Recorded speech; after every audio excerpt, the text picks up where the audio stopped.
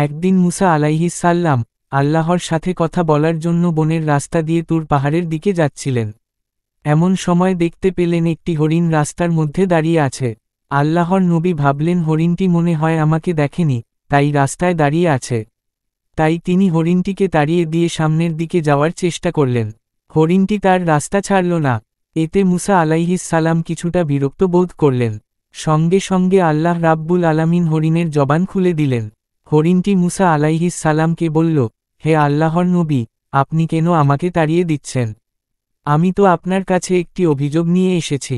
আল্লাহর নবী বললেন, বলো তোমার কি অভিযোগ? হরিণটি বলল, হে আল্লাহর নবী, আজ দীর্ঘদিন যাবৎ কোনো বৃষ্টি হচ্ছে না। বৃষ্টির অভাবে বনের গাছপালা শুকিয়ে পাতা ঝরে পড়ছে। নতুন করে ঘাস জন্মাচ্ছে না। মনের পশু পাখি খেতে পারছে না। মায়ের স্তনের দুধ শুকিয়ে যাচ্ছে। বাচ্চারা দুধের অভাবে হাহাকার করছে।